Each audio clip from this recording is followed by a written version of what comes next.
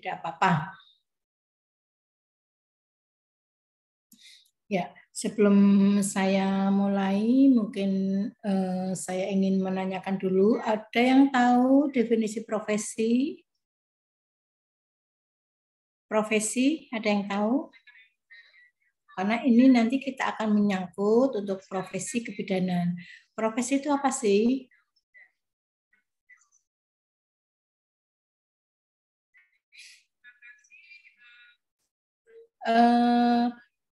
Tukang becak profesi apa enggak?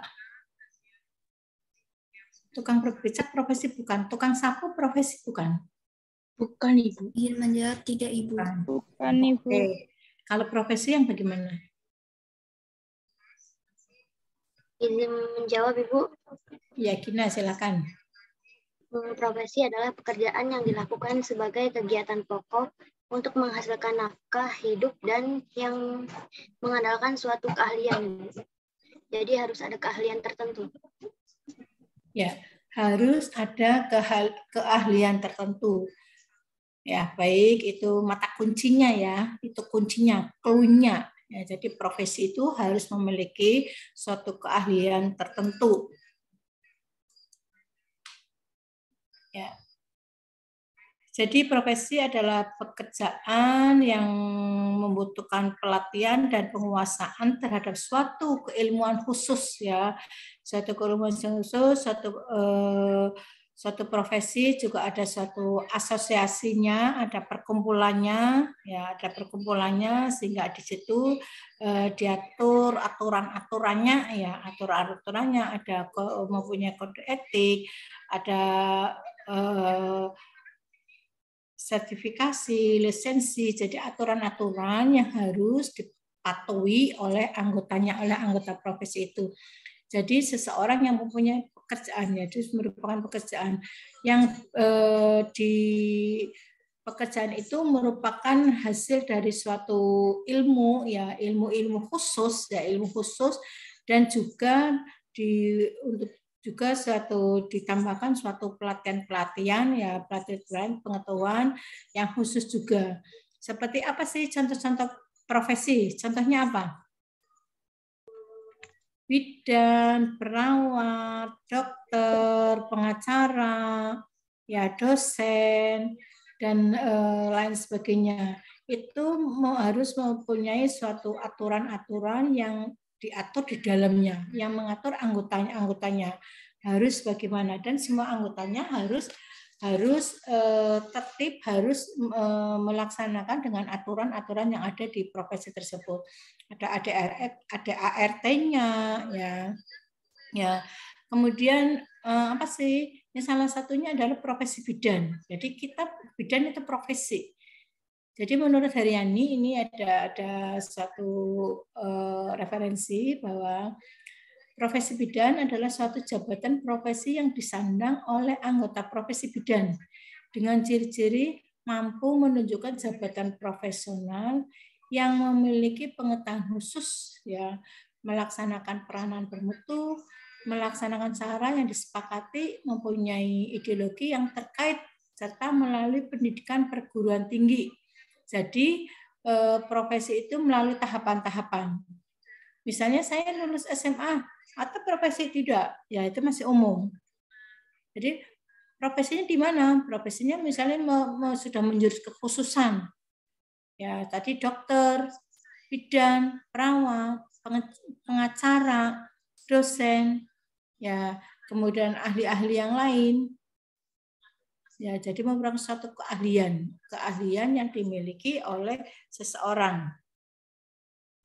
Ya, kemudian bidan itu apa sih? Bidan itu apa? Ada yang tahu bidan itu apa? Pengertian bidan? Untuk menuju menjadi profesi bidan, ya profesi bidan tentu saja seorang bidan harus mengikuti dan menyelesaikan pendidikan bidan yang telah diakui pemerintah dan lulus sesuai dengan persyaratan yang berlaku, kemudian dicatat, diregistrasi, ya, dan diberi izin untuk melakukan praktek kebidanannya. Ya, jadi untuk menjadi seorang profesi bidan harus jadi bidan dulu.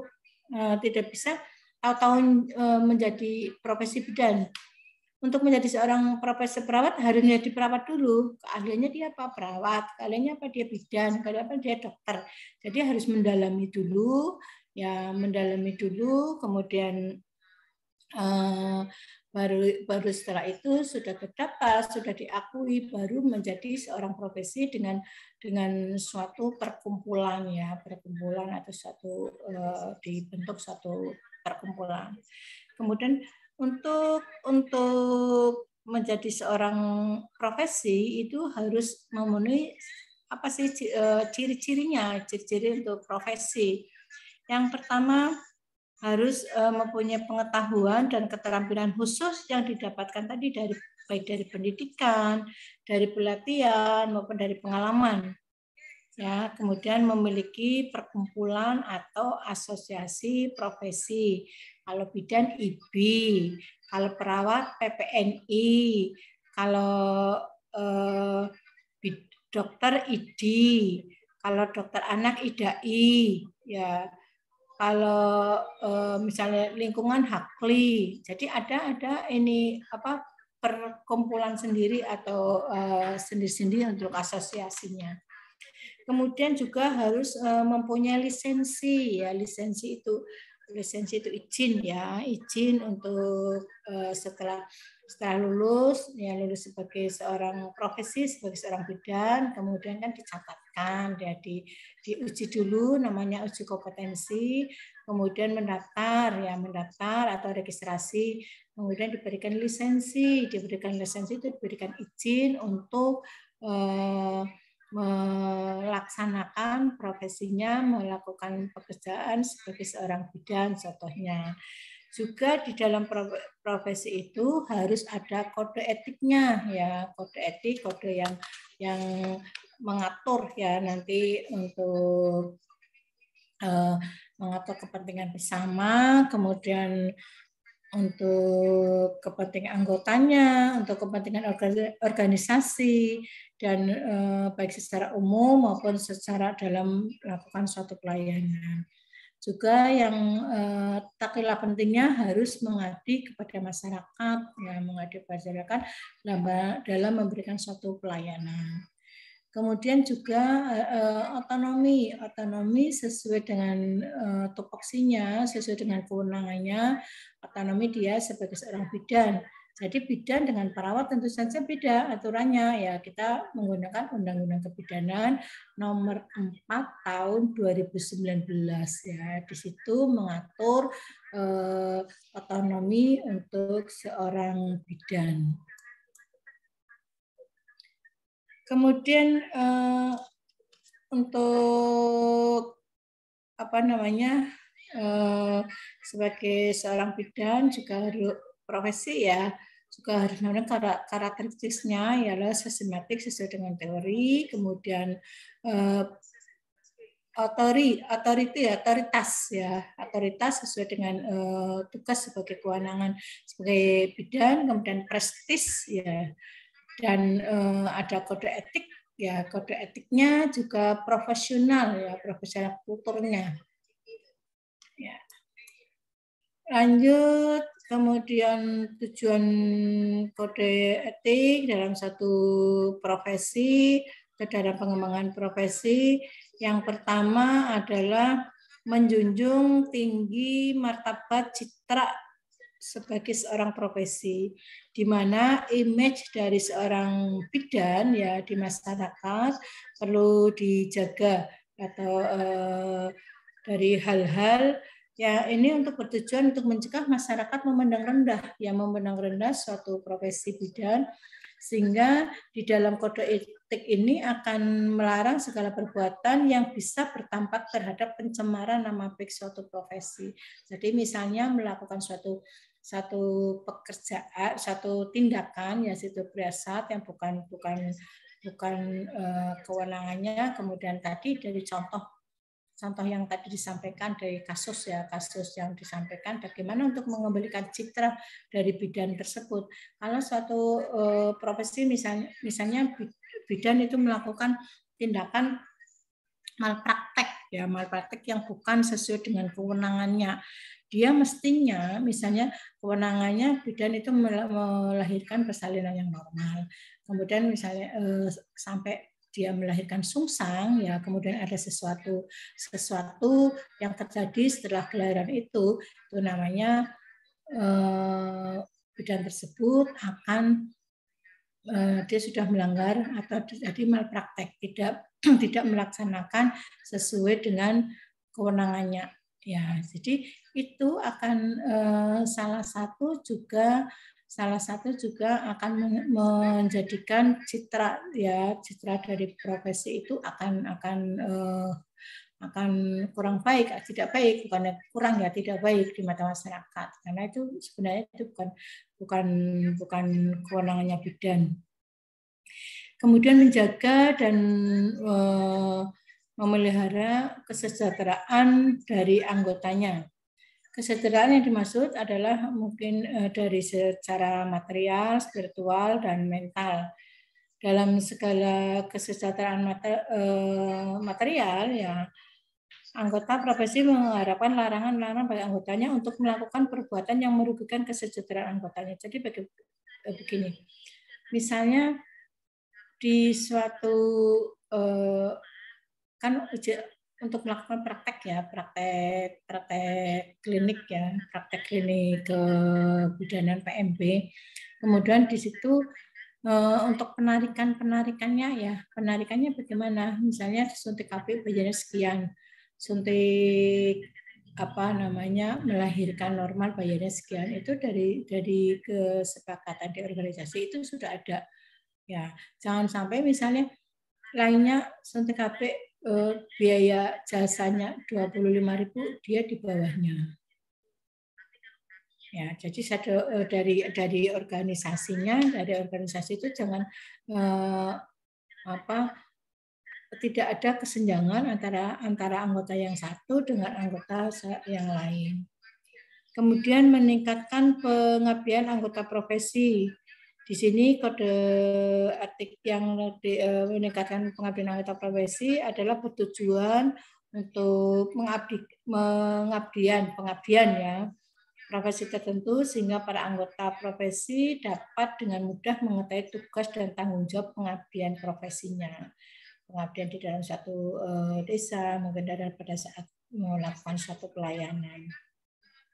Dan yang terakhir yang keempat adalah meningkatkan mutu profesi.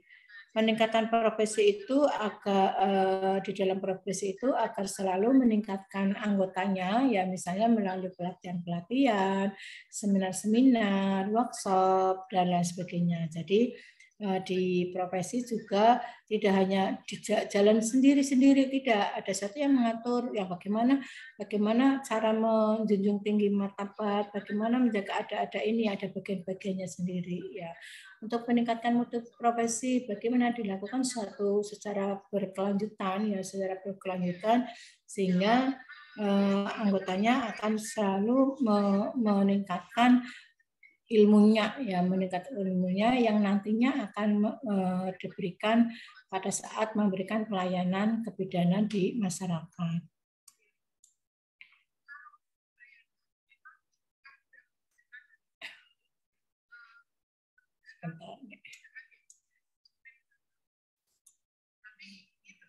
Ya, di dalam satu profesi itu ada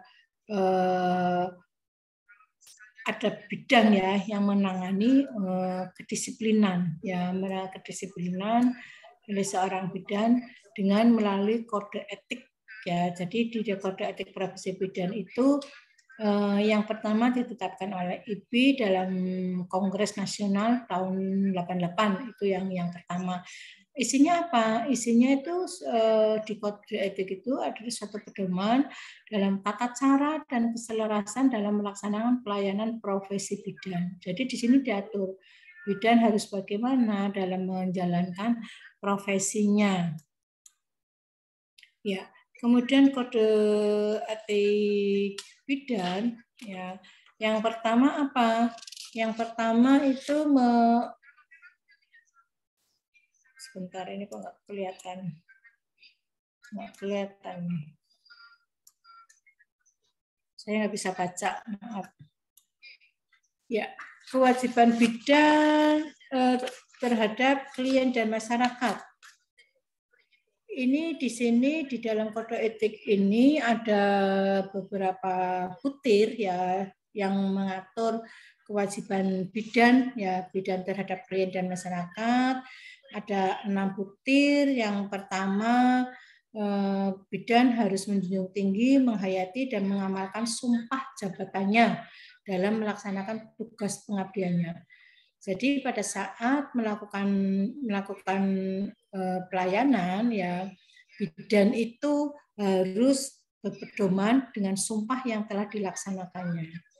Kemudian butir yang kedua, bidan harus menjalankan profesinya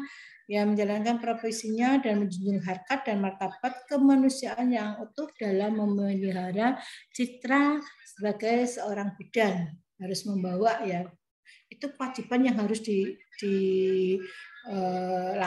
oleh seorang bidan. Butir yang ketiga, jadi bidan dalam menjalankan tugasnya senantiasa berpedoman pada peran dan tugas ya, dan bertanggung jawab sesuai dengan kebutuhan klien, dan keluarga dan masyarakat. Kemudian butir yang keempat, dalam melaksanakan tugas, bidan harus mendahulukan kepentingan klien, keluarga dan masyarakat.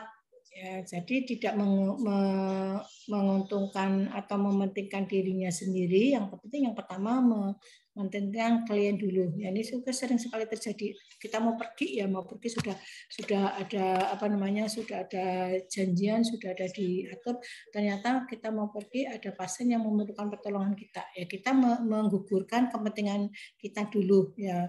Jadi karena kita berkewajiban untuk mendahulukan kepentingan klien yang kita tangani. Kemudian yang berikutnya, bidan harus menciptakan suasana yang tenang, suasana yang rileks, suasana yang harmonis pada saat menjalankan tugasnya sebagai seorang bidan. Kemudian kewajiban bidan terhadap tugas ini ada 3 butir ya, 3 butir. Nanti mungkin Anda bisa download ya. Seorang bidan ya, kewajiban yang untuk tugas. Jadi bidan harus memberikan pelayanan yang terbaik, pelayanan yang paripurna baik terhadap kliennya, kemudian kepada keluarga klien, kepada masyarakat, sesuai dengan kebutuhannya. Kemudian tugas yang kewajiban yang kedua sesuai dengan tugas, jadi bidan harus memberikan pertolongan dan mempunyai kewenangan dalam mengambil suatu keputusan dalam tugasnya, termasuk keputusan mengadakan konsultasi atau rujukan. Ya, tadi ada pasien yang kedua ya, yang ada kasus pasien sungsang, itu harus pada saat kita menangani pasien seperti itu ya, seperti sungsang atau misalnya pakas lama atau misalnya yang lain. Jadi itu merupakan tugas bidan untuk menyampaikan semua permasalahannya, kemudian juga dilakukan satu rujukan ya. Jadi rujukan rembukan dulu, kemudian dilakukan, memang itu bukan kewenangannya dan harus dirujukan ke fasilitas kesehatan yang lebih tinggi. Ya. Kemudian yang berikutnya yang kewajiban tugas yang kedua adalah bidan harus menjamin kerahasiaan yang dipercayakan pada bidan tersebut atau pada saat melakukan pemeriksaan.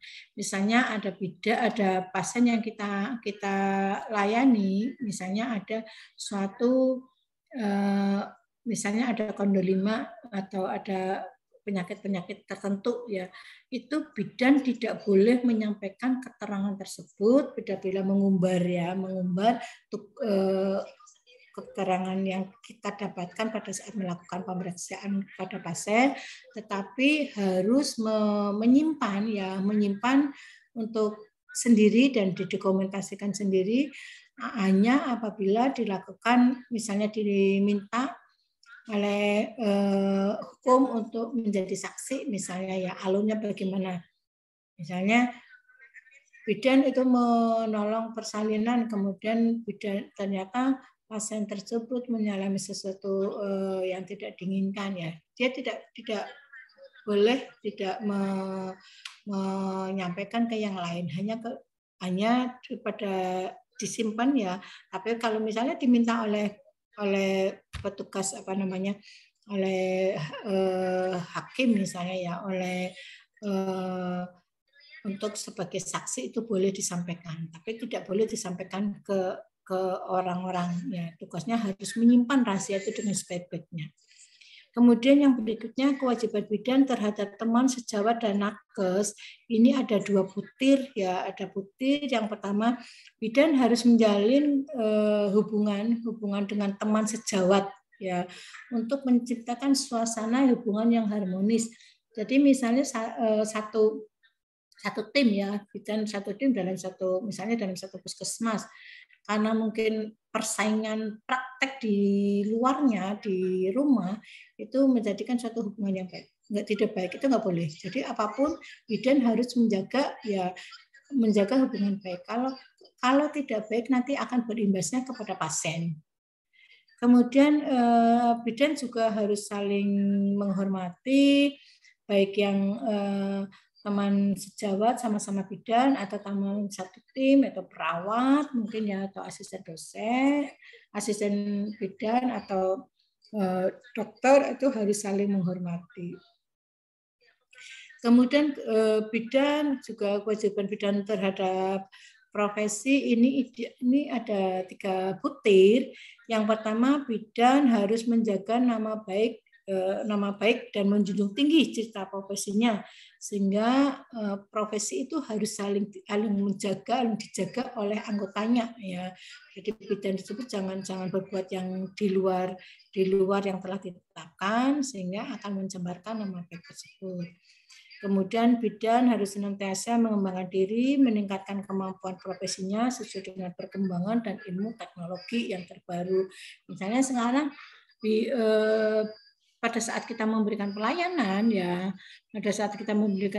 sekarang itu tidak menggunakan tulisan-tulisan, langsung ditulis di komputerisasi, ya. Misalnya hasilnya apa? Hasilnya disimpan di komputer, tidak ditulis-tulis lagi. Sehingga bidan juga harus mampu mengoperasionalkan komputer tersebut, ya. Jadi harus disimpan, kalau kemudian memberikan resep sekarang online, ya misalnya memberikan resep langsung ditulis di sini, ya, kemudian diklik di farmasi langsung muncul obat-obatnya apa. Jadi sekarang sudah tidak menggunakan tangan. Kemudian juga bisa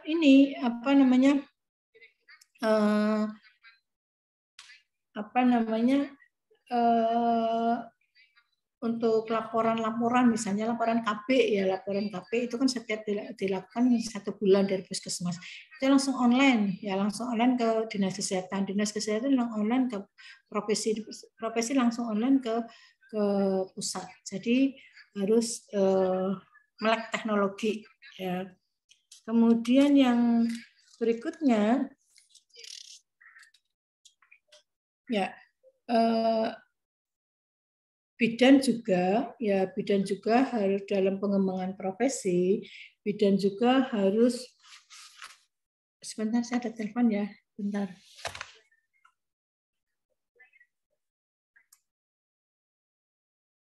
Kewajiban bidan terhadap profesi. Ya, bidan ya dalam mengembangkan keilmuannya, bidan juga harus melakukan suatu penelitian ya.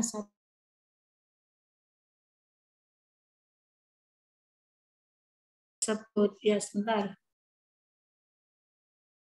Ya, gimana Pak? Halo. Halo. Halo.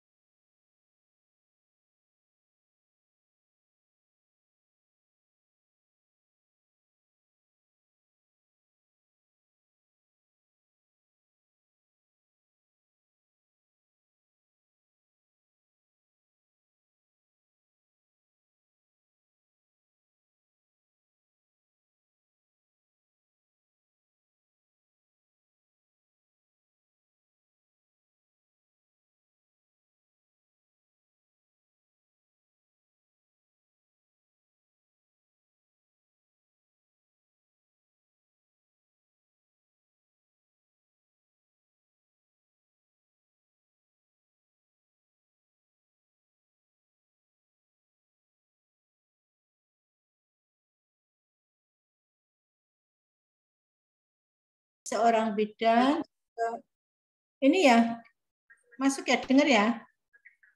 Halo. Dengar Ibu. Terdengar Ibu. Baik, seorang bidan juga harus memperhatikan kesehatan sendiri ya. Kemudian seorang bidan juga harus meningkatkan, jadi untuk kewajiban dari diri sendirinya juga bidan wajib untuk meningkatkan pengetahuan dan keilmuannya sendiri. Kemudian kewajiban kepada terhadap pemerintah itu ada 2 butir. Yang pertama, dalam menjalankan tugasnya harus senantiasa memperhatikan ketentuan ya, kemudian ketentuan tupoksi sesuai dengan undang-undang yang telah diterapkan ya. Jadi ada di koridor-koridornya ya. Bidan ya tadi aturannya ada di undang-undang kebidanan. Kemudian bidan juga harus berpartisipasi ya dalam meningkatkan pelayanannya. Ya. Nanti di-scan dikirimkan saya ya. Ini nanti di-scan dikirimkan Mbak Eri. Ya. Ya, dalam rangka menurunkan angka kematian ibu dan angka kematian bayi ya dan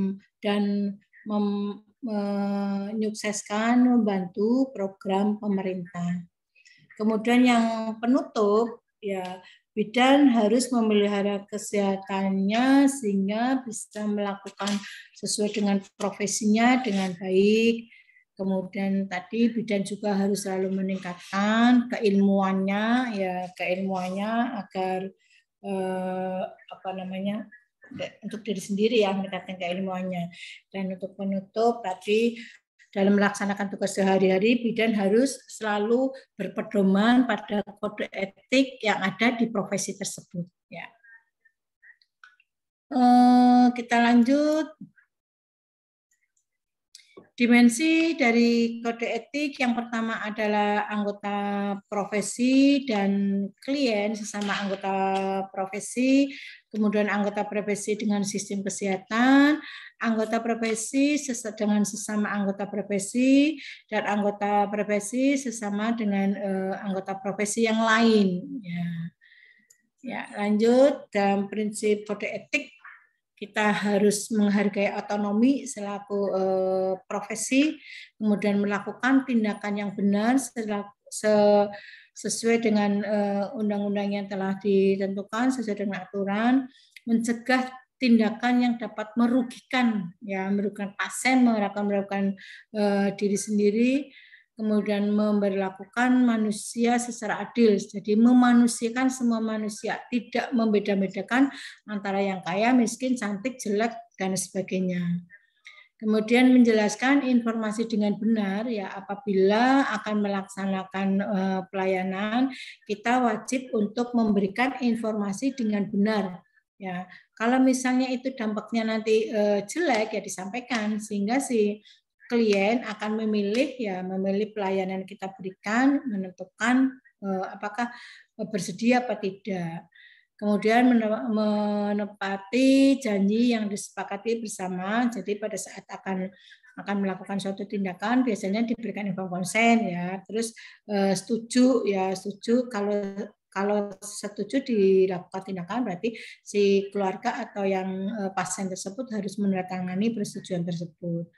Dan menjaga kerahasiaan, ya tadi seperti saya sampaikan itu juga merupakan kewajiban dari bidan dan ini masuk di prinsip dari kode etik. Kita harus menjaga rahasia yang diketahui dari pasien. Kemudian bagaimana apabila melanggar kode etik tersebut, sanksinya ada di aspek hukum Undang-Undang Kebidanan Nomor 4 Tahun 2019. Kemudian aspek etika dengan kode etik profesi. Jadi misalnya sampai melanggar beberapa sangat fatal, misalnya benar-benar memang itu pelanggaran, diberikan sanksi, tidak diperbolehkan praktek ya. Dan juga mungkin ada sanksi dari aspek agama ya kalau memang itu tidak diizinkan. Ya, itu yang materi yang pertama. Ada yang ditanyakan?